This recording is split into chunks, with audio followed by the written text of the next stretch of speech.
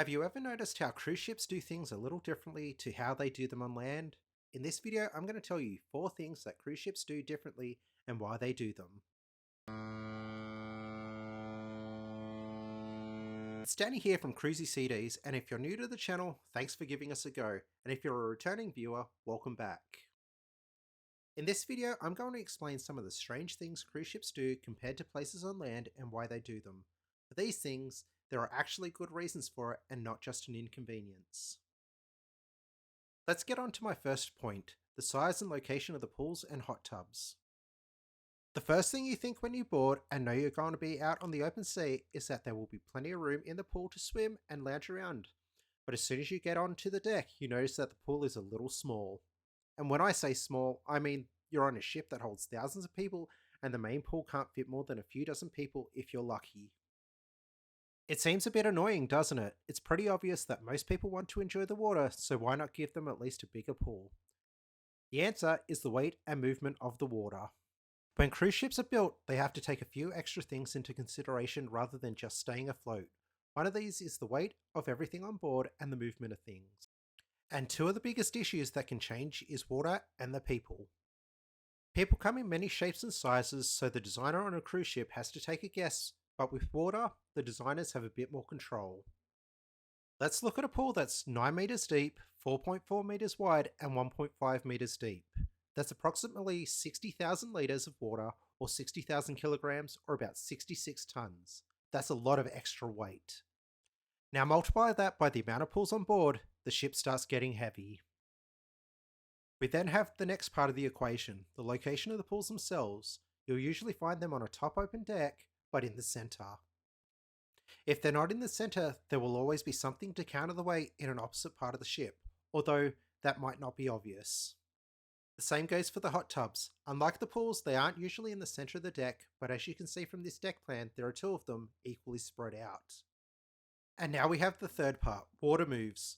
Too much weight from the water could cause the ship to move too much, which could be disastrous. So if you're wondering why the pools are a bit shallower than you would like, that's the reason. There's barely any cash on board. Once you step on board, that's pretty much it for holding any cash. For most cruise lines, you'll be given a card. This card is what you use to spend money on. Just hand it over to your waiter or whomever you're paying, and that's it. This card also acts as your room key. Some cruise lines have moved on to items such as a medallion, but it pretty much works the same way. There are 2 major reasons for this. The first, for the passenger, it's convenient for the passenger to just have money on a card rather than carry around a wallet. In fact, if you want, the only thing you need to carry is your card or whatever the cruise lines have. For the ships, it's easier and quicker to use the cards and take money from those accounts. Cruise ships have many bars, restaurants and shops all taking payment.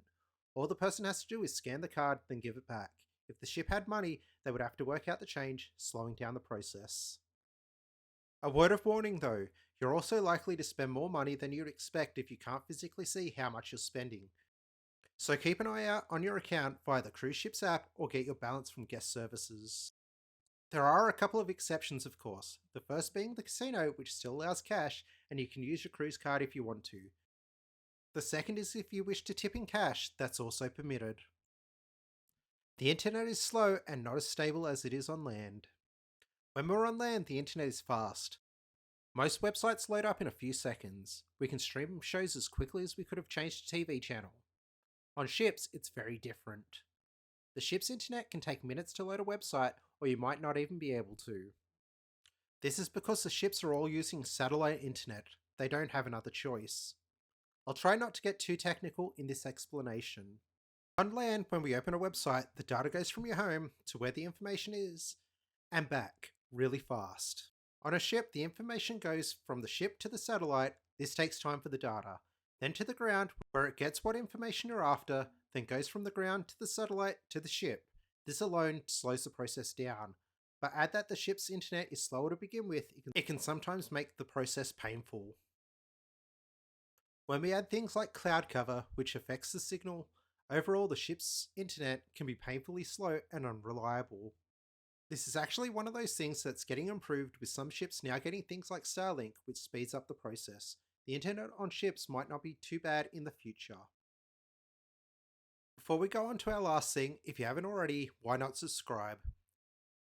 If there are other things you don't understand why cruise ships do them, leave a comment and I'll see if I can answer it. Doing the muster drill. This is one of those things that almost everyone doesn't like, but it's a huge necessity more than anything else on the list. The muster drill is done because of safety and also because it's maritime law. Cruise ships began doing muster drills after the Titanic tragedy. Even if you've done it before, they still require you to do it, mostly just so you know where your muster station is, and a refresher is always good.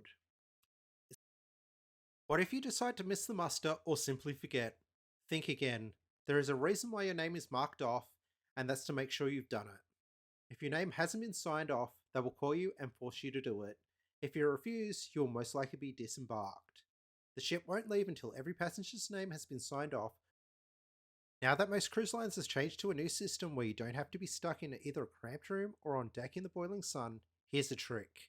If you're like me and like to tour the ship a little on the first day, you'll end up at your muster station anyway. Get your name marked off. If you're interested in how a cruise muster works, have a look at this video. And thanks for watching.